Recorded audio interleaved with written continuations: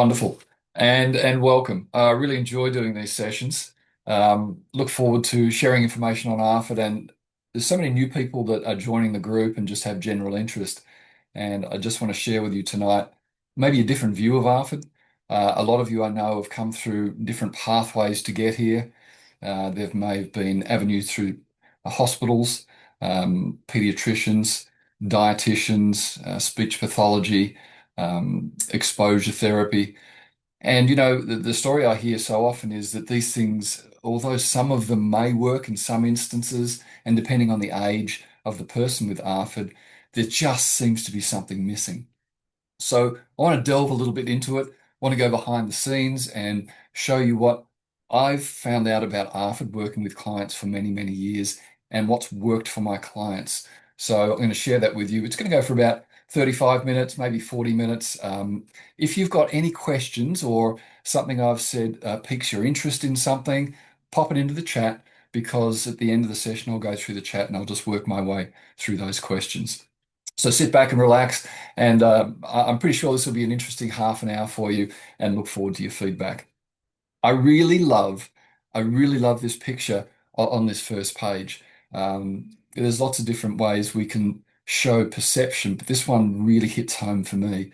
If the cylinder that's got the blue light and the orange light on it is really the thing that is the truth, then often we don't see the truth. Often what we do see is we see a reflection of it or an image of it. And I'm going to show you tonight why ARFID, the things that we see, the behaviors that we see, the symptoms are not ARFID. ARFID is something in the background that is causing it. And I'm going to take the curtain back like the Wizard of Oz and give you a look at those things. Okay. So just bear with me. There's a couple of people in the waiting room. I just admit through. Lovely. Great. So, goals of the presentation. So here's what we're going to do today. We're going to give you some insight into ARFID, look at the causes, look at the behaviors. I'm going to give you a look at ARFID from a different perspective. I'm going to just change it a little bit. And the way that you're looking at it and hearing it is going to be probably different from tonight. And I hope that's going to give you a different look, different perspective, just open your mind to some new possibilities. Going to share with you some really useful insights that my clients have given me feedback over the years that have been super helpful for them. Going to share all of those with you tonight. So the crux of it all is going to change our perception of ARFID and how we look at ARFID, how we look at the world can really impact how we live in the world and deal with it. So I'm going to give you a different look of ARFID. Okay. A little bit about me first. I'm an ARFID specialist. It's really what I do. It's the bulk of my workload. Been working with clients for over 15 years, and for the past 10 years, really just focused on helping ARFID clients predominantly. Seen about 2,500 clients in that time. There's a wonderful Facebook group that's got some terrific members. What a wonderful supportive group that is. I have very little issues with the group. Really, it's 99% positive. And if you're not a member of the group, I encourage you to join. That's the ARFID Australia support group. There's some animated YouTube videos I've created over the years that have got about 300,000 views. I'll give you links to those. There's a ARFID therapy website that I've created. I'm trying to make that a little bit more holistic. Yes, it does promote what I do and how I look after clients with ARFID, but I'm trying to build in other avenues there. So other practitioners that support ARFID resources. So that's growing all the time. And I've recently just put a book called Goodbye ARFID, Hello Food. And really it's a look at the type of therapy that I deliver. If someone comes into my clinic and goes through this 2-session program that I like to take my clients through, that's going to give you a look behind the scenes.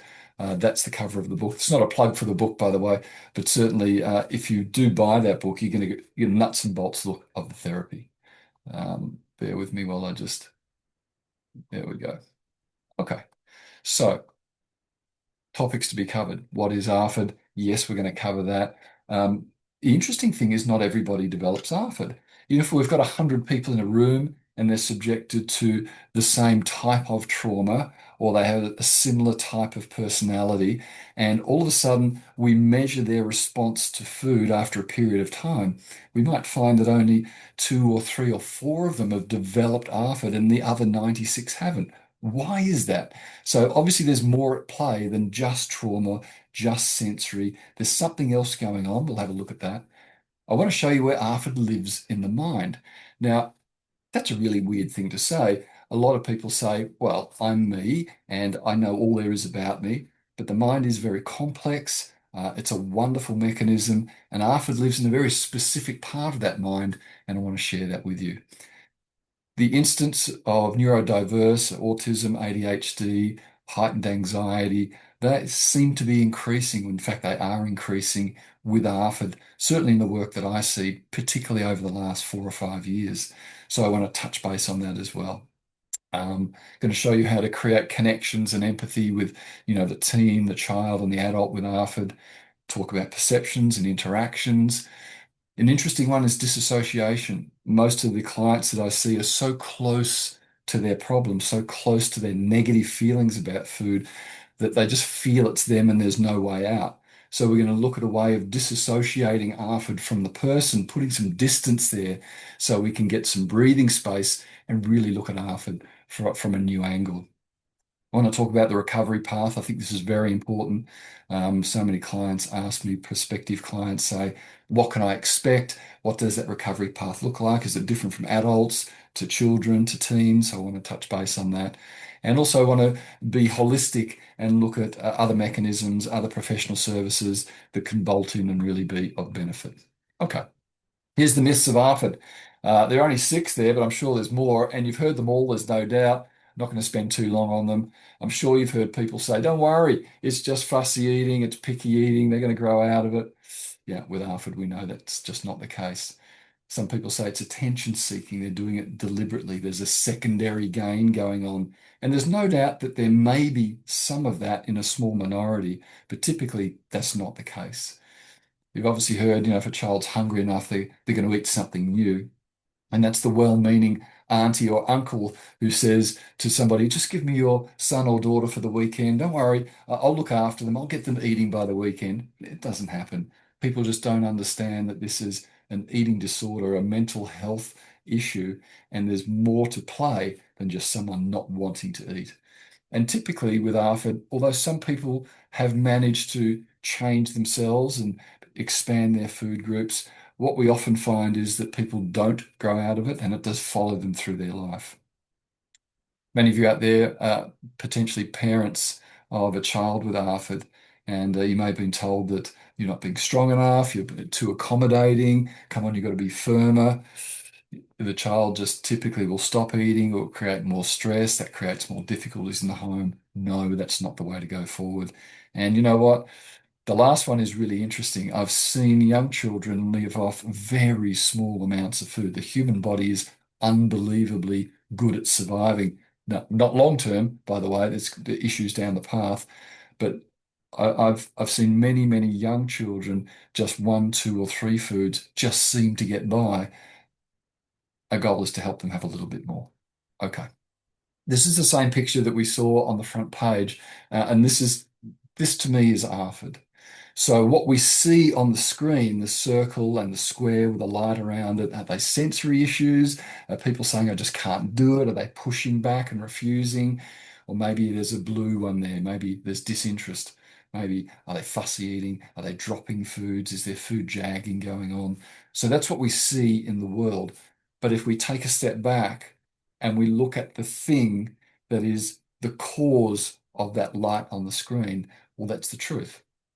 And the truth around ARFID is typically this: regardless of how it's driven, more often than not, ARFID is really just an outdated and disproportionate fear in the subconscious part of the mind. So I just want you to think about that for a moment. So I'm going to open that Pandora's box and explore that a little bit more in just a moment. What is ARFID? I think quite simply, ARFID is best described as this: a condition that causes a person to limit the amount and type of food they eat. There's some provisos on top of that. It's not driven by deliberate weight loss. It's not driven by dieting or negative body image. In fact, the person may want to try and eat the food, but they just can't. And we call it a toddler's diet or a beige diet. And typically, the ARFID person reverts to that type of food. And we might ask ourselves the question, why is that? Well, when we look at that food, some interesting things start to come out. That food looks the same all the time. It tastes the same all the time. It comes in a packet. The packet is the same. So there's a high degree of predictability in that toddler diet. And it's easy food to eat because it doesn't challenge the mind. And there's obviously sometimes a really strong and rigid list of preferred foods. There's a debate going on, should we call them safe foods or preferred foods? I like to sort of pass that to the client and use the client's language there. So it's foods that they can eat. I think it's as simple as that. Okay, many pathways that contribute to a person developing ARFID. I'm going to touch base on some of these. You can read them as I'm talking. There is some physical trauma sometime in the person's life. Was there a vomiting episode, a choking episode? Was it colic or reflux or allergies, some of those things going on? Maybe there was an emotional trauma. All of a sudden, something happened in those early years that really made the subconscious part of the mind nervous or anxious around food. Quite often, we see a lot of sensory processing challenges. Is combing hair, brushing teeth, wet grass on feet, sand, slimy things on hands, tags on clothes, certain materials. Could even be lights, loud noises. So when the sensory processing unit of the mind is in high alert, it can spill over and create some challenges in the food front as well.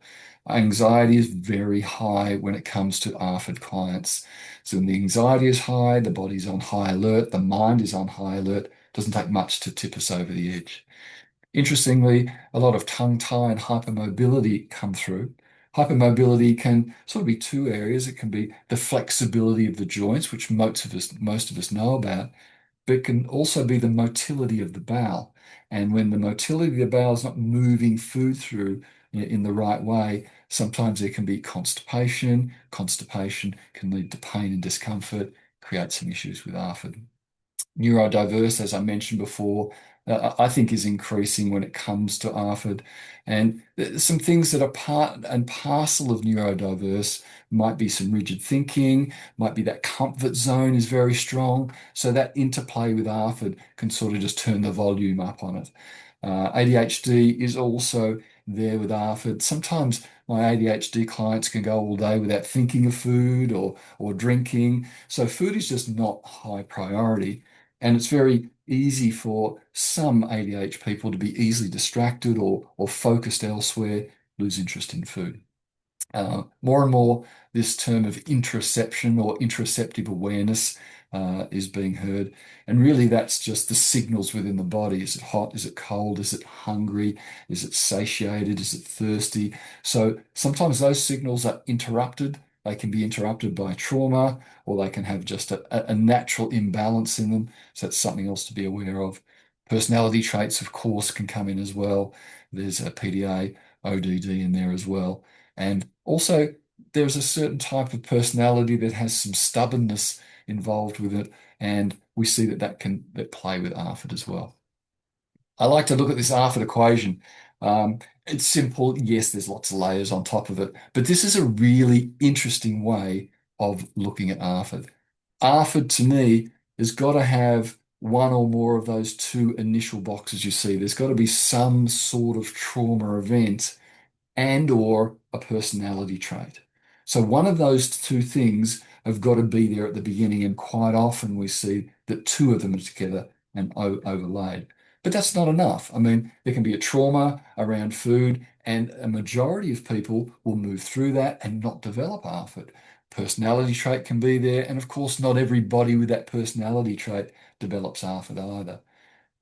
The ingredient that tips somebody over that line typically is there's got to be some high negative emotion at play with whatever happened in those formative years. And when we've got those two things happening, that's sort of the perfect storm that can tip somebody over that ARFID line. Okay, at what age can ARFID start? It's a really difficult statistic to find online, actually, and in my discussions with eating disorder groups around Australia and internationally. So I'm going to go with what I'm seeing through the clinic. And what I see is in 90% of cases, ARFID has started in those first, 2, 3, 4 years of age. I've got some people that already from the get-go, they're developing that ARFID tendency. I have a lot that start in the first 12 months and the first 2 years. In fact, that's the biggest group, but typically under 4. And you know what? Some people can develop ARFID later on, certainly through primary and secondary school and later at life. But typically, they're the sort of person that's predisposed to having ARFID, and I'll talk a little bit about that in just a moment. Okay, what are the early signs of ARFID? Not going to go through them all. And as you read through them, you'll either notice some of those that are really connected to you or a family member, but inability to try new food, eating really slowly, storing the food here, doing whatever can not to swallow the food, health deteriorating because of the restrictive food, lots of food rules. Things can't touch on the plate, got to be from a certain shop, a certain brand, it's got to look a certain color, a certain crispiness, all those sorts of things. What often we see with the younger children is this propensity to push into high tantrum. So if there's a new food or an unfamiliar food and there's a little bit of pressure to eat it, it's very easy for that explosive temper to come out. Sometimes we see younger children having difficulty transitioning from that milk to mushy food to finger food or solid food. So there's a lot of early signs that we can just keep an eye on. One of them in particular may not be ARFID, but if we're starting to see a few of those, we should be asking the question. There's a train of thought that says that there's probably at least 3, maybe 4 types of ARFID. I just want to go through those briefly, and I'll give you my opinion of that. This is the vernacular, the terminology that you will hear regarding ARFID. It's either avoidant, which is really a sensory-based thing. So there's certain food textures, the tastes and colors of food that might be a real challenge to some people, might limit their diet. Maybe it's aversive. So that's really a fear-based type of behavior. Maybe there was some gastrointestinal discomfort or choking or vomiting that went on, and some fear is created in the mind, and the fear is the thing that makes eating food difficult. Sometimes it's just restrictive. Some people just don't have a high interest with food. They don't get enjoyment out of it, and therefore it's not top of mind, and it's easy to forget and push away. But what I find mostly is there's a combination of those things. So there's either personality type, maybe there was a sensory-based challenge, maybe the personality had a fear-based challenge, maybe it was just fear, and all of a sudden they developed a lack of interest. So it's a bit of a melting pot, but it's just nice to know those different terminologies. Some statistics I think that are really helpful and useful to know is these. And these come from the National Eating Disorders Collaboration in Australia and also the National Alliance for Eating Disorders in the USA. And around 21% of people with autism have been found that they're going to experience ARFID type feelings or behavior at some time in their life. So it's 1 out of every 5, really high. A quarter of people with ARFID will also have ADHD, enormously high as well. So that neurodiverse sector of ARFID is quite predominant. The big one, though, is anxiety. So people with generalized anxiety, not situational or specific anxiety, but an overlaying general anxiety, an anxious, nervous nature, they are at high risk or a high propensity of developing ARFID. Okay. I want to share with you something I find really interesting, sort of 3 key questions that I like to run by people just to check if the ARFID may be at play. So question 1, I like to ask people, how long has this behavior been going on? And I'm listening for certain answers. I'm listening for, has it been going from childhood? If the person in front of me is 13 or 25 or 40, and it started in early childhood and they're still doing it, it's a really strong indicator that ARFID may be there. I'm also sort of checking that if there was a particular event, often I hear from clients that things were going okay, and then at age 12 months or 2 or 3 years of age, there was a choking incident, or some an allergy developed, or maybe the celiac really kicked in at that time, and from then on in, food just was never the same. Some people say I've always been this way, and I'm curious about those. So that's sort of the thing I'm looking for. The first question. The second one I like to know is what was happening in that person's formative years. So I'm listening for words like colic or reflux. Maybe there's a choking incident. Was the transition from milk to mushy food to solid, did that go well? Or was there just a lot of pushback on that?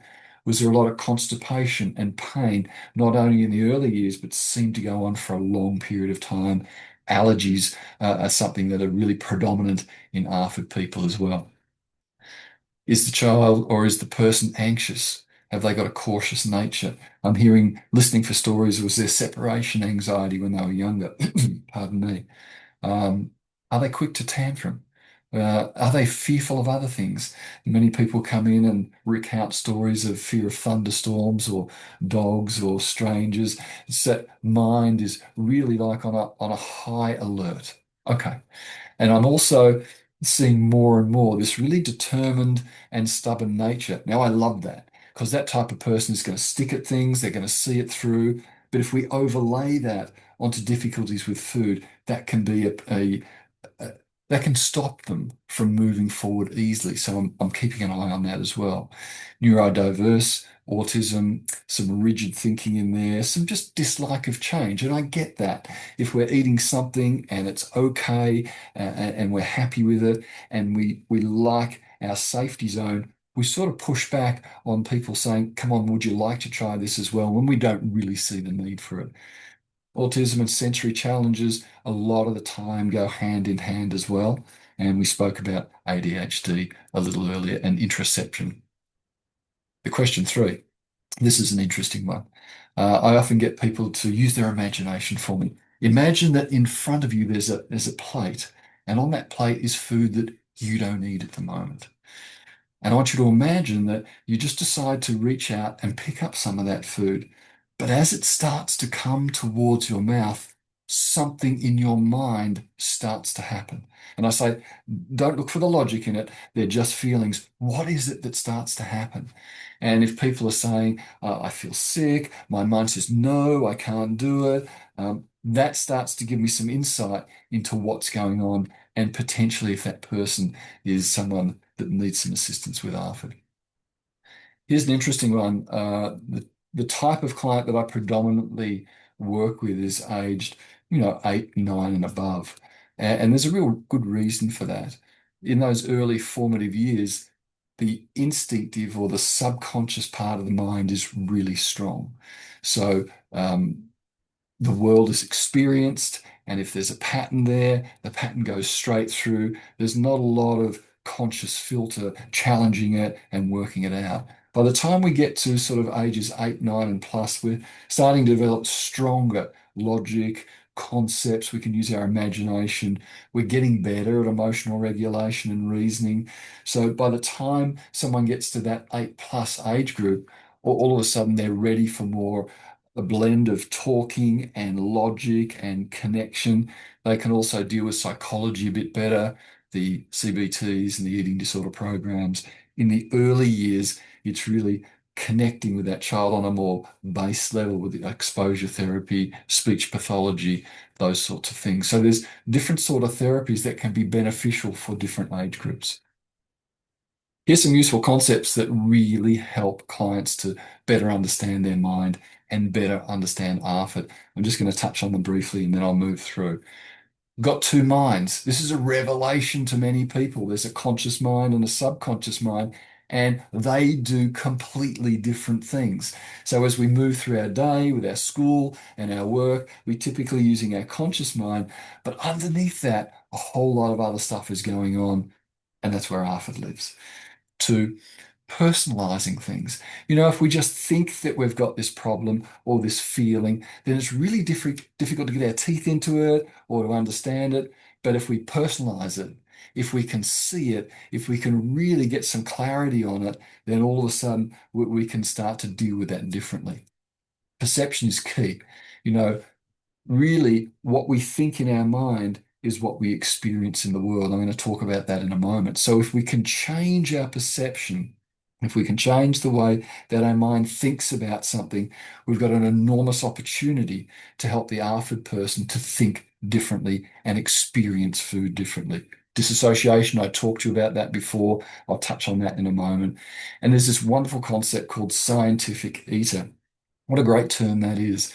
A scientist is really doesn't know what's going to happen. They do a series of experiments, and then after the experiment, then they can start to make their mind up and make a decision on what's going on. So really, one of the nice things to share with somebody is don't worry too much about liking food. Why don't we just focus on exploring and checking it out? And then we can let your conscious mind decide rather than the automatic feelings from the inside. Okay, let's have a look at something a little bit more.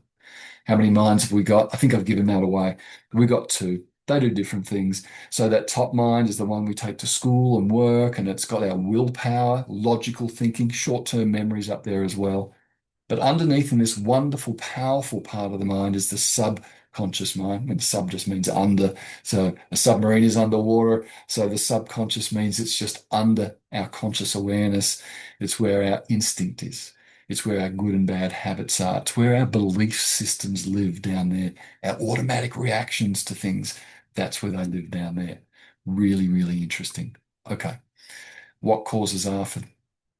Typically, this is the main, regardless of the pathway to ARFID, this is really the key for ARFID.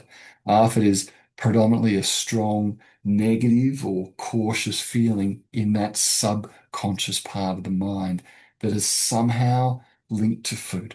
It might have been an experience that the person had. They might be in a household where other people have had nervous experiences around food and they've taken that fear on by looking at other people's reactions. So somehow it's created that link in the mind. Might have had a traumatic past negative experience that's created that as well. Might have been sensory issues. Maybe there's a personality challenge, so they're already reticent, already really cautious in nature, so that spills over onto food. Maybe there's some stubbornness there, some determination, so they really don't want to do something because someone else is asking them, or it could be a combination of the above. Let's personalize it. I think this is really important. I call the food instinct, I call that part the gatekeeper. I mean, the gatekeeper's only got two jobs, right? You can either keep something out by closing the gate, or it can open up and let it in. So the gatekeeper is a really apt analogy of what that instinct in the mind does.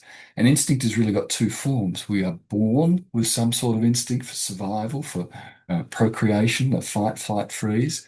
And then there's instinct that is learned along the way. We come across something, we have an experience, a pattern is developed in the mind, and it's stored in the subconscious part of the mind. And when we interact with that pattern, all of a sudden the mind matches it. Yes, is that something we should be wary of? Is that a good thing? Is that a not a good thing? And an automatic reaction issues from the subconscious mind once that pattern is accepted. Here's an interesting thought. Our instinct around food, as I mentioned before, is predominantly created when we're young. And when we're young, really instinct is not got the mature look that we might have now. That young mind really has got one option. If it's dangerous, keep it away. If it's safe, it's okay. So that young instinct is really focused on keeping anything that's uncomfortable or dangerous away and sticking to the safe, sticking to the known, loving the predictable. Okay, here's your food instinct. Here's your gatekeeper, a personalized picture of it. And the interesting thing is, as you look at that picture, I reckon it's starting to make sense.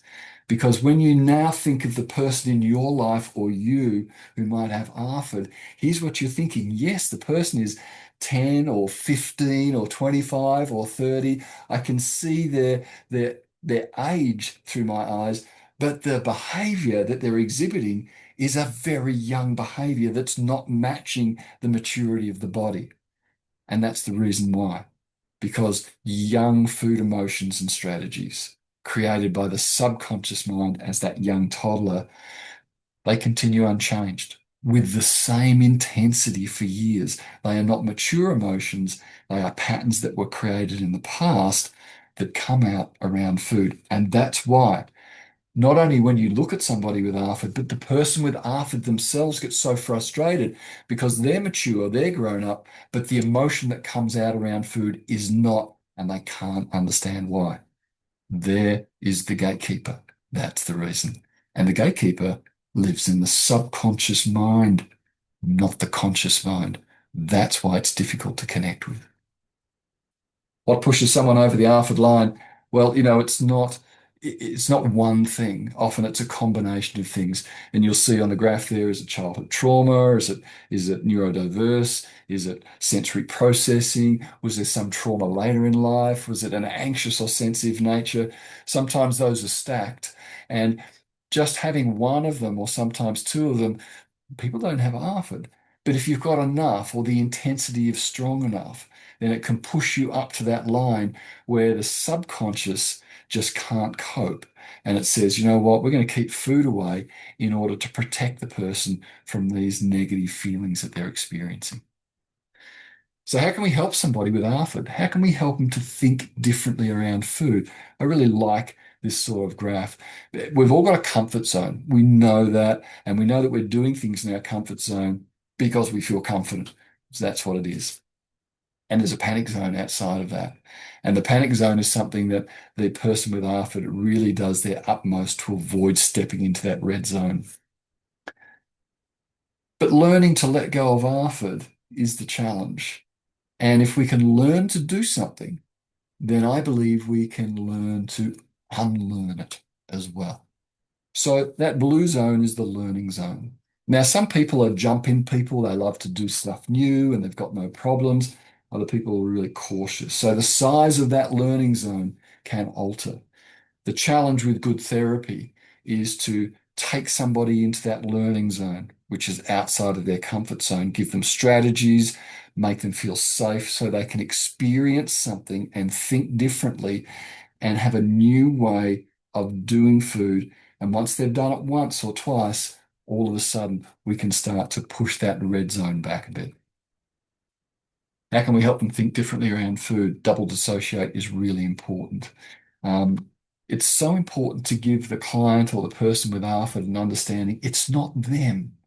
They're not doing it. The conscious mind is not doing it, but it's them, the subconscious mind, that's creating the feeling. It's really good to get that separation between the conscious and the subconscious. Yes, it seems that both of them are coming from the one body, but they're coming from different parts of the mind. One way of doing that, interestingly enough, in therapy, in fact, there are many ways to do it, is to imagine that that gatekeeper, that subconscious part of the mind, can just drift out of the mind and be somewhere different, maybe over here on my hand or sitting on a different chair. And if we can do that with humor and goodwill, we can start to have a discussion with the part of the mind that's really giving the person a lot of problems. And just that simple act of disassociation can open the door to think differently and feel differently. And that's an important part of any therapy to help somebody with ARFID. So, what's the goal of ARFID therapy? Quite clearly for me, over all the years, here is the goal, and this is the thing that makes the biggest difference. It's to give back the decision making around food to the conscious mind. Because up until the time somebody has therapy that can help them with ARFID, the decisions are being made by the subconscious mind. They're automatic reactions from something in the past that was negative. So the goal of therapy is to say, okay, we're going to help you be the leader of your mind again. We're going to help you be the boss of food, conscious mind, and therefore take back this thing that's been automatically done by the subconscious mind for too long. But here's the interesting thing. There's no fighting going on. There's no negativity. Sometimes you might have heard say, we've got to fight this thing, or we've got to push it over, we've got to evict it. I don't think that works at all with ARFID.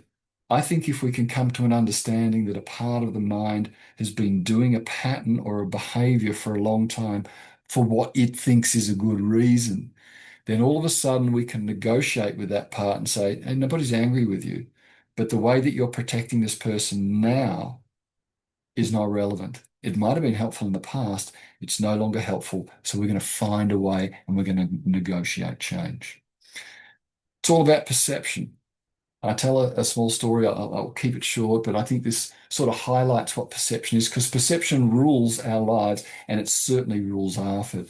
If you can imagine walking down a pathway, going on a bushwalk, let's imagine we're doing that right now in our imagination. And this pathway is sort of winding through, and you look left and right and you notice there's long grass either side of the pathway, but it doesn't bother you. Keep on walking. The sun is streaming through the grass and there's shadows across the pathway. That doesn't bother you either. But at that moment, you think to yourself, hang on, I'm in Australia, the land of spiders and snakes. And as you have that thought, at the corner of your eye, in the long grass, you just see something coiled up in the long grass. If you're like me, you panic. Your heart starts to beat, your hands get sweaty.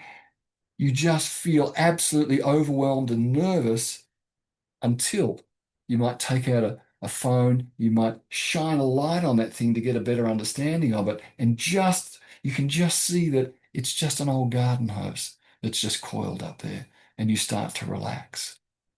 That's perception. Perception means what our mind thinks something is. It's got nothing to do with the thing, it's only what our mind thinks it is. If our mind thought it was a snake, then all of a sudden we had a physiological reaction to it, yet it was never a snake. Interesting. So I know for all of my clients, somehow something in the past made their perception of food get out of balance. And the goal, I think, of good therapy is to help that inner perception just gently find its way back into balance so they can have a different experience around food. And if I can help someone's mind think differently around food, then they can just have a different reaction around food without the food changing. Perception is just a thought in the subconscious mind. If we can change that, we can change the person's experience around food. I think it's really important. It's important to have empathy. It's important to validate what someone with ARFID is experiencing. So if we're going to connect with somebody with ARFID, it's no good forcing or logically explaining. It's far better to say something like these things. You know, you're not alone. You know, so many other people feel exactly the same way that you feel around food. You are not the only one. I can't tell you how many clients I've seen when I express that to them for the first time because they've been thinking all these years that they're the only ones who feel like this and there must be something major wrong with them. Once they begin to understand that others feel the same way, it's nearly a sigh of relief. The other thing to share with them is we can say, we know you're not doing it deliberately. You know, we know it's just this really strong feeling that swamps you, that overwhelms you, that, you know, I know you thinking differently, but the emotion is just too strong and just swamps your thinking. We get it. And the other thing I think is really important for people to understand is that, you know, with the right assistance, change is possible. And something that everybody wants to hear is this. Intrinsically, there's nothing wrong with the person. And I think the ARFID person has got that so entrenched that there's something wrong with me. I just want to be like everybody else. I want to be normal. And if we think we want to be normal, then the converse of that is there must be something wrong with us. A better way to say it is there's just a pattern of thought that started when you were really young, really stubborn pattern that feels strongly around food that you don't need anymore. When we can change that and let that go, you're just going to have a different reaction and feeling around food. When the door is open, when the possibility is open to change, when we can build that positive expectancy in people, that is a really big and positive step forward. Okay, what can we do in the home? You will know a lot of these, but I just want to go through them. So, you know what? Low stress, no insistence to try. I mean, really what we're doing is trying to get food into the person. Certainly in those early years, get as much food in as you possibly can. Once that person gets to an age where the type of therapy I do can handle, maybe you can explore that. Certainly with younger children, I think the challenge is greater. They don't respond well to logic, so there should be other things that we should experience with that younger client. Pressure's nobody's friend with ARFID. So no insistence, no making, what doing. The ARFID person will just clamp down and go without food, and the hunger signals just won't get through. So it's really feeding that ARFID person as much of the food that they can eat, which as much as possible. Don't restrict the food. It's really easy to say, oh, they just have chips and they just have chicken nuggets. Okay, we're going to keep the chicken nuggets to one side. I want you to try some broccoli. It's not going to help if the level of fear inside of the mind is so high. They're not going to be able to do it without some type of assistance. The other thing for parents is certainly to be resilient to outside comments and judgments. People are going to say, "Oh, look at that lunchbox. Look what they're feeding them." So you've got to think to yourself, these people don't understand an eating disorder, and really knuckle down and just look after yourself and your partner and your family. That's where you need to be. Monitor the stress levels of the person when attending therapy. So I'm not going to negatively talk about any other therapy, but if the person goes towards a therapy and is having high anxiety or something's been pushed a little bit too much, then just monitor that, because that's certainly, if we're in a trauma situation or we reliving old trauma, then we're not being able to be open to new feelings around food. So just monitor that with the type of therapy that's being done. Got to find a nice balance between what we call cotton wooling and protecting our children and exposing them to something new. So often I see that children from 8, 9 plus into those secondary school years, they become more ready for therapy when there's a little bit of pressure externally, when there's some peer group pressure, when they're missing out, when they really notice that food is holding them back. That can push them to the start line for therapy. Both parents need to be on the same page. In my experience, most mums, most females are online with ARFID and more intuitive. And that's not to say that men aren't, but a lot of the time you need to bring the dads and the males on board. Dads are more linear. It's a problem. I'm going to solve the problem, and here's how I'm going to solve the problem. And when they can't solve the problem, that creates stress and anxiety. So, ARFID is not an issue that responds to logic. So we just got to take a back step, and parents got to work together and do what they can for that teen or that child. And the parents might need support as well. It's a tough gig. You know what? It's a family experience. It's going to change the way you go to restaurants. It's going to change your holidays. School camps are going to be a nightmare for some people with ARFID. You're going to be running food here and there. So, we're going to need some support for that parental unit as well. Eating Disorders Families Australia, EDFA, Eating Disorders Victoria, EDV, the Butterfly Foundation. They all have support groups. They have counselling. In fact, EDFA has some free counselling. I think it's called Fill the Gap counselling for parents of someone with ARFID. Reach out, get that assistance when you need it. I created an animated video quite some time ago now, a number of years ago. I remember when I created that, uh, I was given some advice at the time, because it's 13 minutes long, that nobody would watch it. Nobody watches videos longer than 30 seconds or 60 seconds, and I was wasting my time. Anyway, I did it because I thought people would be interested. I think we're up to 300,000 views of that particular video, and people typically watch it the whole way through. It's because there's not enough information out there on ARFID. People are trying to get as much as they can. So if you want a grassroots look at ARFID, and I'm going to create a new one in the next 6 months that takes into account many other things that have happened. But that's a really great place to start. I've put the link there, and I can send that through if you need it. Okay. What are the expectations for recovery? Here's the thing, where fear is a heavy component of ARFID, there's absolutely expectation of recovery. However that looks, can be fast, can be slow, can be medium. And when I mean fear, I mean somebody's had a negative experience, they've generated fear inside, and there's layers of fear over the years. Somebody might have a heightened sensory awareness, and we might say, oh, how is fear involved then? If they have the sensory awareness and it's created that negative impact on them, and that's happened a number of times and it's been strong enough, then yes, there's a sensory component, but there's a high fear component on top of that. So if we can remove the fear, the sensory may still be there, but it may not be high enough to prevent them reaching out and exploring. It's really the fear that's preventing that.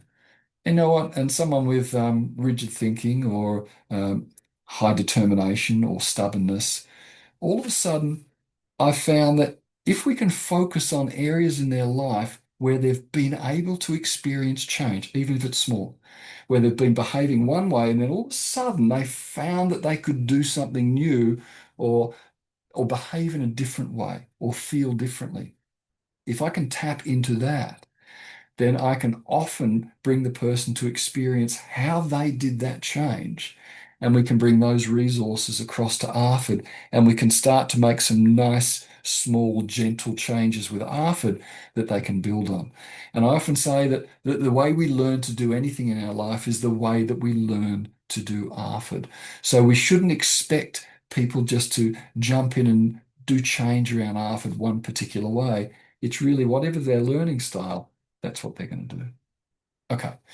What does the recovery path look like again? I just touched base on that. It's your race, it's your pace.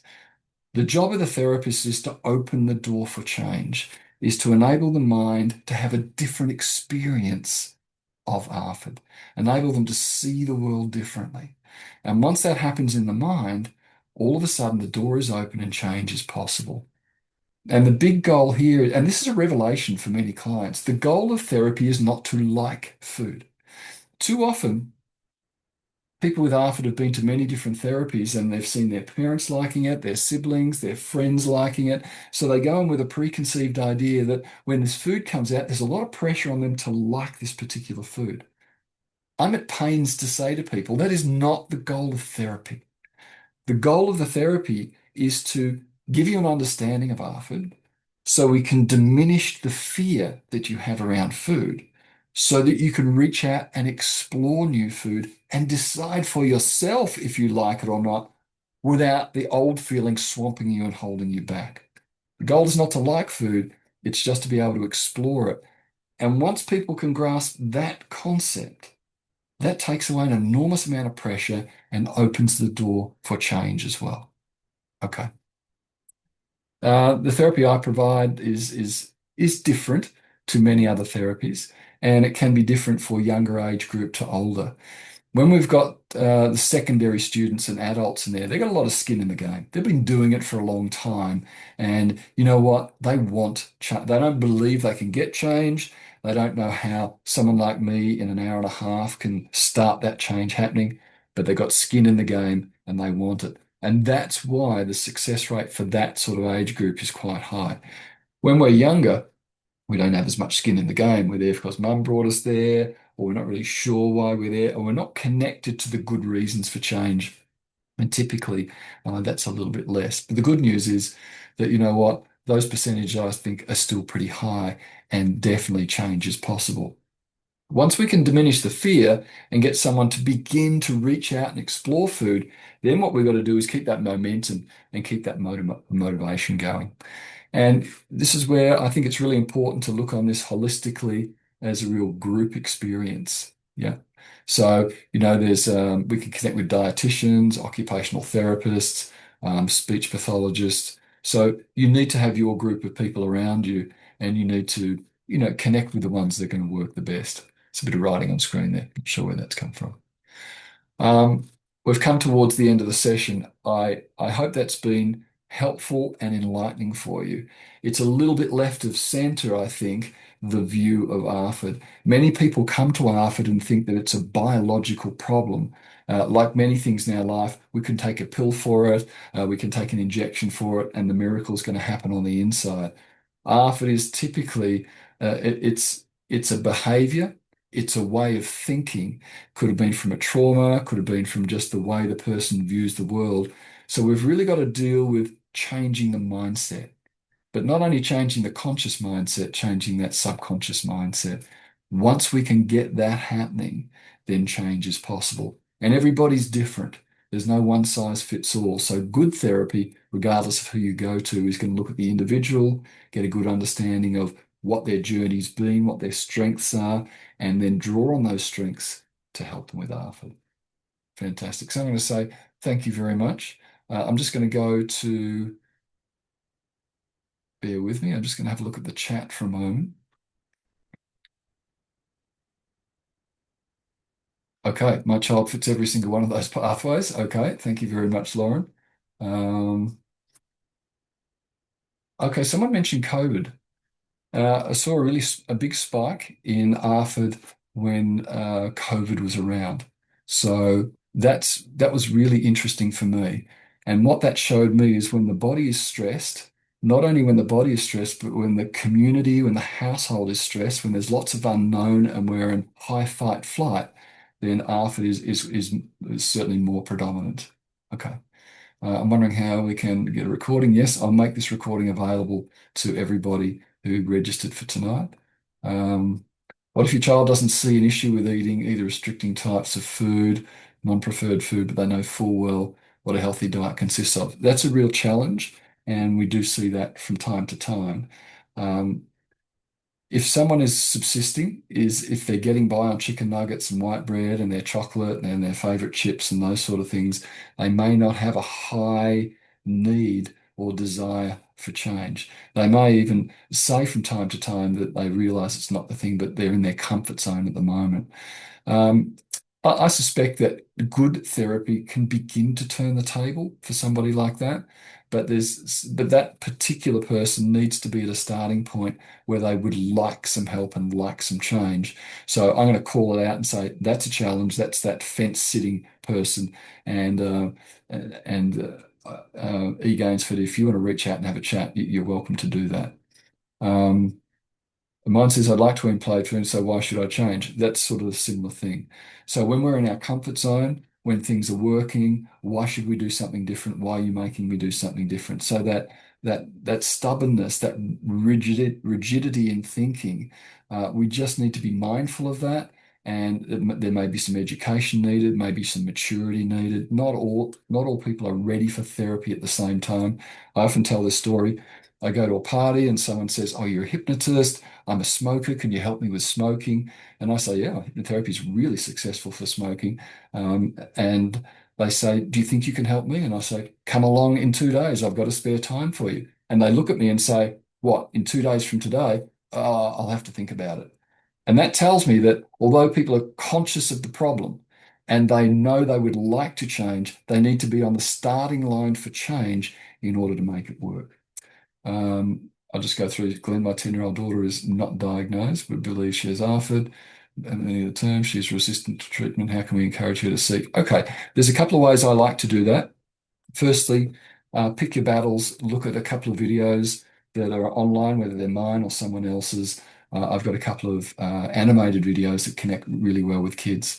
And then what I do with everybody is I offer a free consultation. Jump on Zoom, you firstly if you want, or you and your child. And I've got 4 children myself. 80%, 70% of my client base is under 18 years of age. I connect really well with kids and teens. So in that 15 minutes, I'll get a good understanding of if your child is ready for the therapy. The way I'm talking to your child, the child will understand that I get it. I know that child is not in trouble and they're not doing it deliberately. And sometimes just that free connection from a third party, not from the parent. I'm a parent, right? I can tell my child something, but when a third party comes along and says the same thing, often they listen. Sometimes that can be the thing that opens the door as well. I'm just working. My husband struggles big time. I've given him information to get him on board. He just gets frustrated. Look, I hear that time and time again. Often I have husband and wives come on just for the call themselves without the child there. And I find that if I can have a chat to both partners at the same time and really focus the attention on the husband, sometimes that just softens the edges a little bit and can get people on the same page. But yes, that is a challenge. Hospitalization and treatment, bulimic, much more damage for my daughter and the force of eating. Um, yeah, so often uh, I won't go into the detail of that one, but often have people come to see me who have had treatment for bulimia and anorexia. And eating disorders have said that the way that we treat that is family-based treatment. That's the rolled gold method. And often people are put in the wrong category and receive the wrong treatment. So if you feel that that is not working for you or your child, be an advocate, stand up, do some more investigation and move them away because yes, it can do more harm than good. Um, what are your experiences on children with ARFID once they are taking anxiety meds? Has it helped with ARFID recovery? A 10-year-old pediatrician. Okay, that's a really cool question. Reducing anxiety can often, I believe, make the child more open to listening to therapy. The anxiety medication can also make them a little bit more relaxed and also benefit food. So that's 2 points there. The same can also be said for ADHD meds. Now, the problem with some ADHD meds is they're appetite suppressants. So many people who come and see me, do they take the medication before? Do they take the medication after? So coming full circle, I think medication to reduce anxiety in the short term, if that works, that's really good. And if it does reduce it, it could open the door for change. But I think also some extra help is normally needed.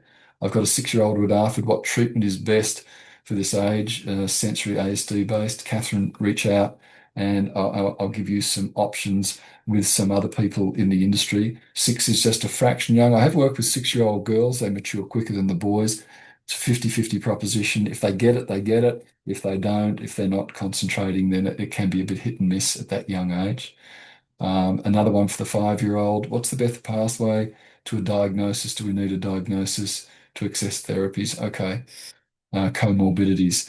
At the moment, NDIS is not really recognizing ARFID as the sole thing to be on. You've got to come there with autism or some ADHD or a combination of other things. And if ARFID spills out of those, then that's great. You can get the funding, but if they're really not acknowledging that as a standalone reason for someone to be there.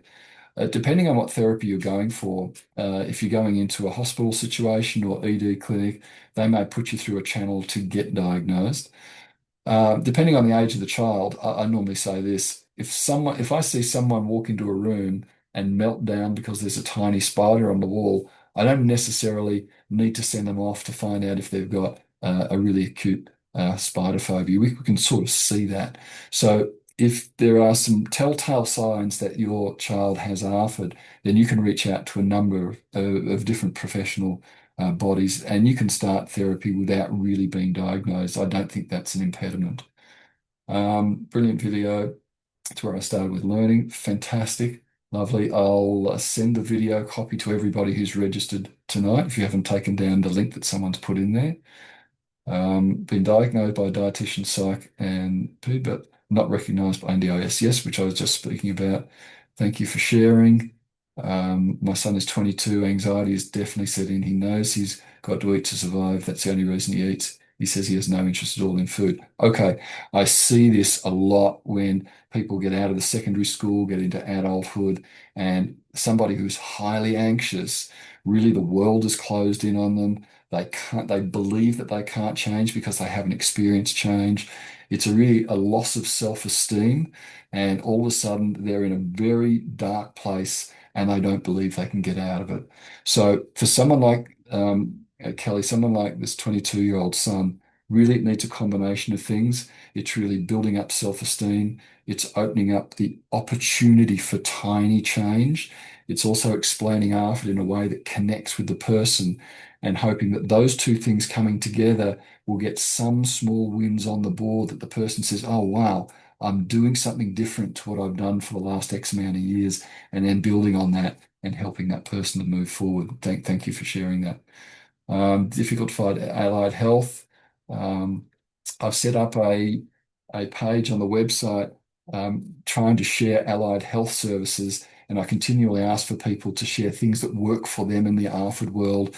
So I'm going to double down on my efforts there so I can increase that directory, but I'll also put a link to the directory that's on the website. You may find the names of people in your area that can help. We've been recommended to service in Canberra. Very hopeful. Okay, great. Can vitamins and minerals.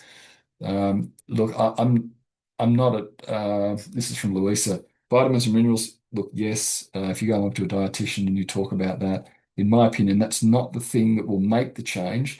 But I think what you're alluding to is we're not getting enough food, nutrient dense food into our child. How can we get some food in? That's a whole different discussion. I think that's a valid discussion.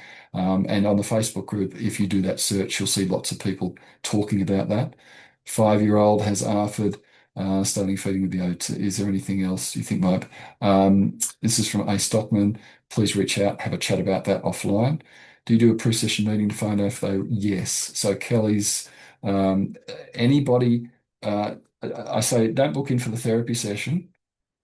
Have a free session first. Come and meet me with your child for 15 minutes. I'm going to get a really good understanding of if your child is ready for the therapy in that. And look, it's not a fixed 15. It normally spills over to 20 or 25 minutes. In that time, I'm going to understand if they're ready and I'll give you my feedback. If I don't think they're ready, I'll let you know that offline. I won't say that in front of the child.